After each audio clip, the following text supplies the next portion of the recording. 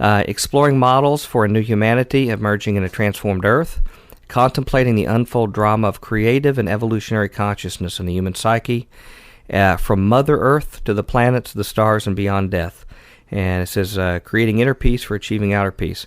And the cover, I'm sure there's I didn't really get a chance to talk to them about the relationship of it. There's a female figure, sort of like a angelic or goddess type figure with an earth in one hand and stars in the other.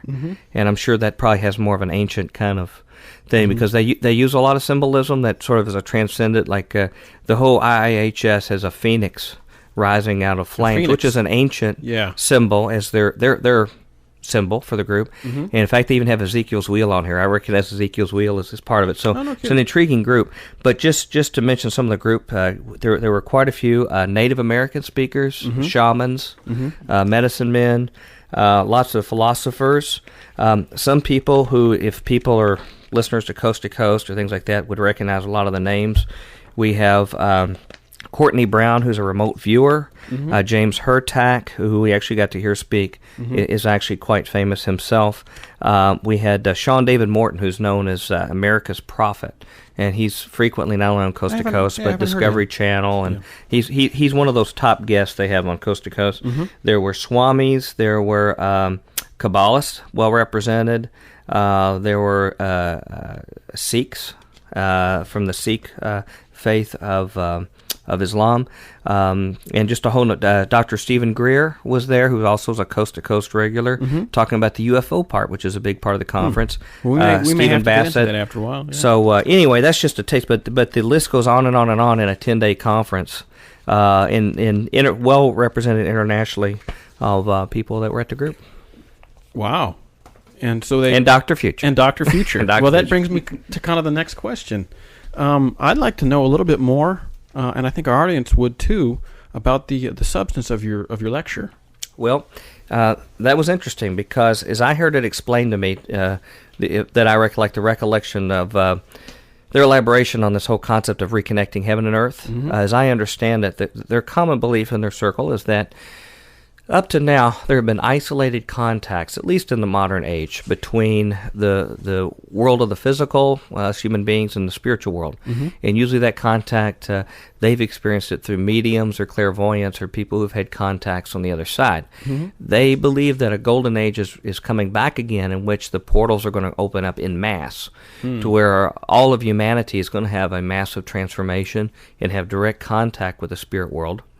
I believe this relates to a prior golden age that they believe where this was more common before, and it's coming back. There's a subset of the group that sees the whole reemergence of ET contact as a part of that, and that they're more of a panspermia type belief, where they believe that they came and seeded Earthlings and are coming back again, and that sort of dovetails into the whole approach. That's how I understood it. And so when I was asked to give a talk in that, I scratched my head on how do I fit in and add to those people that were there. So I prepared a talk that was a little bit more focused on the history of spirit contacts, as I understood, in world history. Those who we understand have had an impact on world history, and then looked at not only the opportunities, but what are the challenges. What are some of the challenges or hazards, you might say, that comes when these contacts are made? And then from there, what are some other views on what could happen when this reemergence holds? And then from there, I sort of fleshed it out into subtopics from there. If you, I can mention it further. I was going to say, don't stop there. The historical record, I went back to ancient Samaria. I talked about the first written contacts that we have in recorded written history of human beings with spirit beings, and talked about the common theme I found in my research was this concept of the garden, and that there was a creator God, and then there was another elevated entity that came in that had direct relation with mankind and offered illumination, wisdom and illumination to mankind, and who was at odds with this creator God. And what gets interesting is how these ancient records from Samaria, in the mythology that came out of it, the entity that was offering wisdom and illumination was considered a heroic figure, and actually was trying to assist mankind as opposed to the Creator God, who was somewhat resentful of man achieving this godhood of understanding. And that common thread you'll find through mythologies in Egypt and things like this. But it goes back to the story that we know in Western culture with the garden. For those who read the Bible and understand the garden. However, they put a different spin on the motives. It's very much like Genesis, but flip-flop. The Judeo-Christian culture from Jews and then Christians saw the Creator God as one that was benevolent for mankind, and that who we would call Lucifer or Satan came in and tempted with something that the Bible shares was actually harmful for mankind and created a fall and a separation, not only between God and man, between men and women and between all of us with each other. And so I went through a history of various people. In fact, a number of these people we've talked to on shows, and I want to thank a lot of our guests that are on the show because I used a lot of their references, people like Chris Pinto, Dr. Tom Horn, and a whole list of people who I could go on and on whose references I went through to get historical information.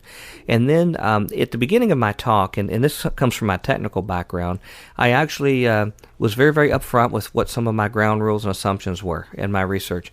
And when it came to actually looking at the spiritual implications and looking at spiritual references to try to put some of this in context, I was upfront that my commitment was to the biblical record, and I explained why. I tried in an academic form to show why I felt like faith could be put into the biblical record as far as its accuracy, its authenticity, and ultimately its authority. And so I spent a little time up front to make sure people understood clearly and weren't misled about the direction I was going with things. So from there, from the historical record, and in fact there's a lot of themes that came out, we can flesh that out later, but I went into the biblical record, going again back to the garden and other stories where we have contact that occurs. One nice thing about the Bible is it provides commentary. It actually provides us some information on what the significance was, what was going on behind the scenes. So I elaborated on that, and then went into probably one of the most challenging parts of the talk, which was biblical admonitions. What were the things, both in the Old Testament and New Testament, that the Bible had to say about contacting spirits? Well, I would guess I would guess that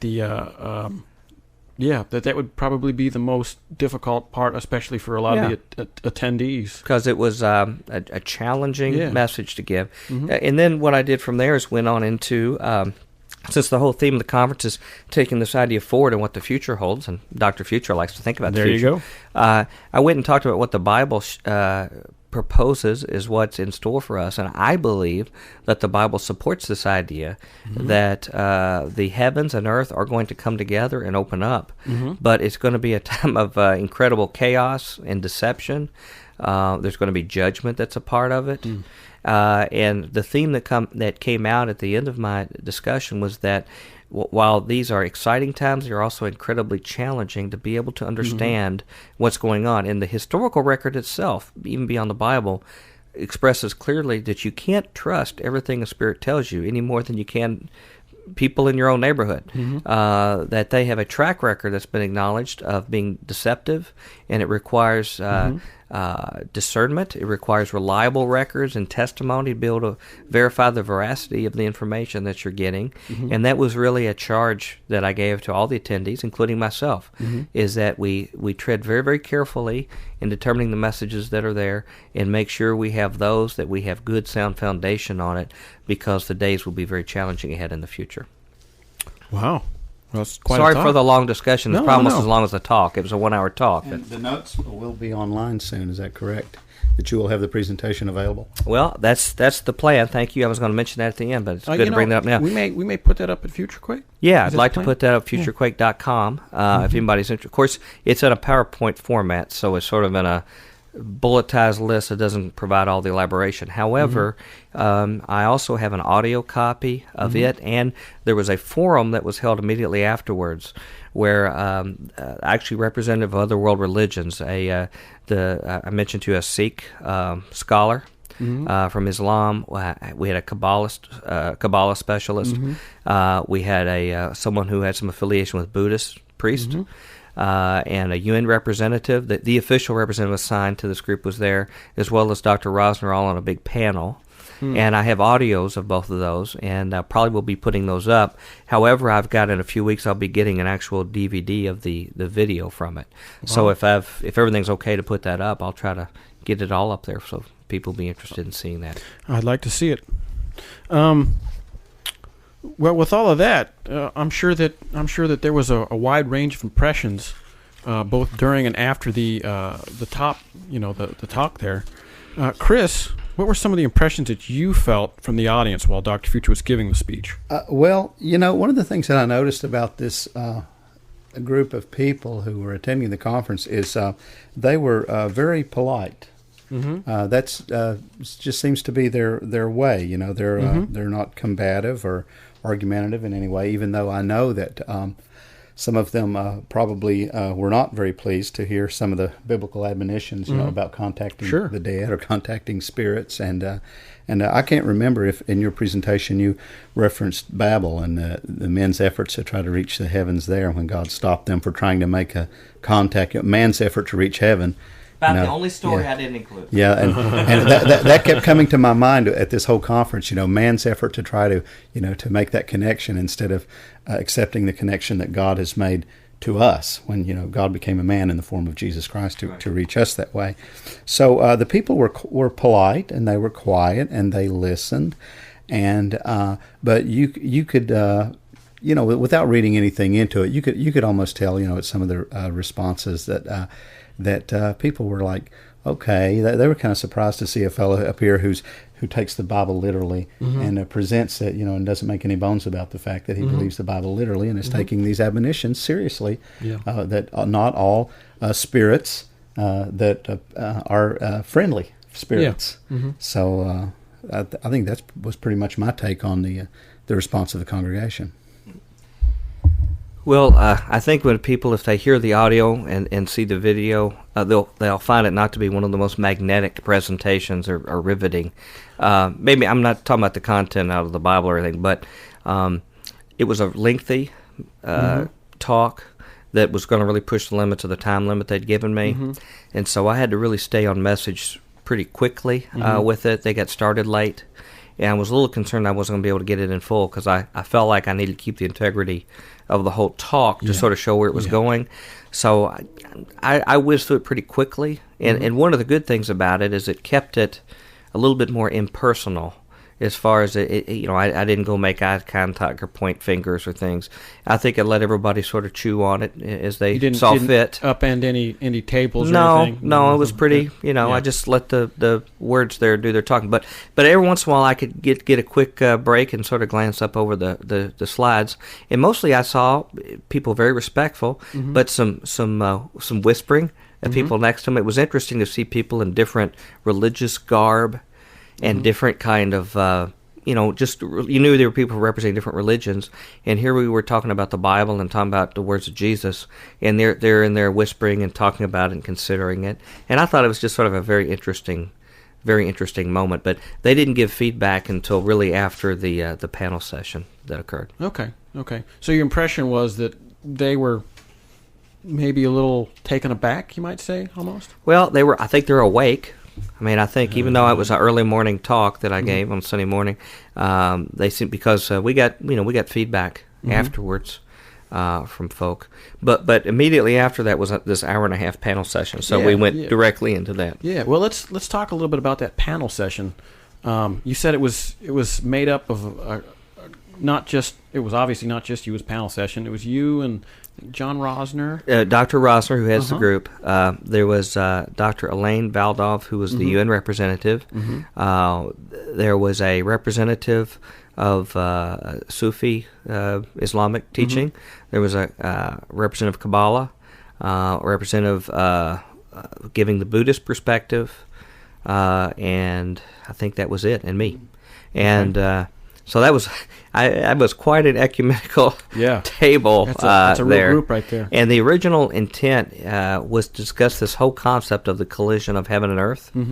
And my understanding, I didn't know a lot of detail beforehand, but that they were going to discuss their different perspectives on it. And I was anticipating questions from the audience. But what happened, and Pastor Chris can fill this up a little bit from his perspective. I sense there may have been a little change in some of their order. And what did you observe? I'll just let Chris fill in what he saw from the audience. Well, One of the first things that happened was that before the discussion actually started, one of the fellows leaned over to Dr. Future and said, "You are a very brave man for making this kind of presentation at this gathering." One of the things that I found very interesting as the microphone was passed along and each person was allowed to speak was that they all acknowledged Jesus.